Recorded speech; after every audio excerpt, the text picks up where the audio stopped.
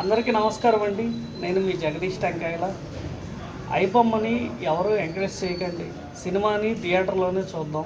ఎందుకంటే వాళ్ళు కొన్ని వేల కోట్లు బడ్జెట్ పెట్టి ఎంతో క్వాలిటీగా ఎంతోమంది టెక్నీషియన్స్ పనిచేస్తున్నారు. ఎంతో క్వాలిటీ కెమెరాలు వచ్చాయి. తెలుగు చలనచిత్ర పరిస్థితులు మారాయి. మన మార్కెట్ స్టాండర్డ్స్ కూడా మారాయి. మనం ఈరోజు నేషనల్ కాదు, ఇంటర్నేషనలే.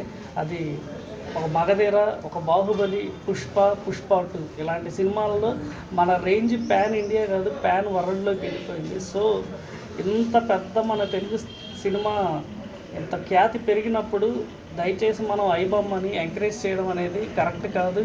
అందరికీ సినిమా అనేది అందుబాటులోకి రావట్లేదని తెలిసిందే. ఎందుకంటే మిడిల్ క్లాస్ పర్సన్గా మనం ఒక సినిమాకి వెళ్ళి పాప్కార్న్, అక్కడ సినిమా రేట్లు ఒక ఎత్తు అయితే అక్కడ తీసుకుంటున్న పాప్కార్న్ రేటు కానీ ఇవి ఇంకొక ఎత్తు. సో రేట్లు తగ్గించమని మనం థియేటర్ల వాళ్ళని అడుగుదాం, ప్రభుత్వం మీద ఒత్తిడి తీసుకొద్దాం. కానీ దయచేసి ఐబొమ్మను మాత్రం ఎంకరేజ్ చేయకండి. ఐబొమ్మనే కాదు, మూవీ రూల్స్ వీటిని కూడా ఎంకరేజ్ చేయమాకండి. వీటిని ఎంకరేజ్ చేయడం వల్ల మనకే డిసడ్వాంటేజ్. ఎందుకంటే ఈ ఐబొమ్మ, మూవీ రూల్స్ ఇలాంటివి సినిమాలని తీసుకొస్తానే బెట్టింగ్ యాప్స్ని వాళ్ళు ప్రమోట్ చేసుకుంటున్నారు. మనకి తెలియకుండానే వాళ్ళు 5-6 లింక్స్ ఇస్తున్నారు. మనం ఏదో ఒక లింక్లో క్లిక్ చేస్తే ఆటోమేటిక్గా మన డబ్బులు అనేవి మనకి క్రెడిట్, మనకు తెలియకుండానే క్రెడిట్ అయిపోతూ ఉంటాయి. సో మనమే చాలా కాన్సిక్వెన్సెస్ ఫేస్ చేస్తాము. రేపు ఫ్యూచర్లో మన డబ్బులు కూడా మాయమయ్యే ప్రమాదం ఉంది.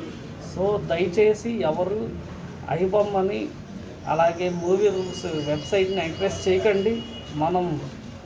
మన కోసమే ఓటీటీలు వచ్చాయి, అమెజాన్, నెట్ఫ్లిక్స్ అలాంటివి. మనకి సినిమా అంత క్లారిటీగా కావాలంటే 600, 700 అంటే 800లో ఉంటుంది అమెజాన్ ప్రైమ్, నెట్ఫ్లిక్స్. సో దయచేసి నేను మిమ్మల్ని ఒకటే రిక్వెస్ట్ చేస్తున్నాను, ఐబొమ్మ, మూవీ రూల్స్ లాంటివి మీరు ఎంకరేజ్ చేయకండి. ఎందుకంటే లాస్ట్ అండ్ ఫైనల్గా నష్టపోయేది మనమే. వాళ్ళు బెట్టింగ్ యాప్స్ ప్రమోట్ చేస్తున్నారు. సో మీ అందరినీ నేను రిక్వెస్ట్ చేస్తున్నాను. Thank you.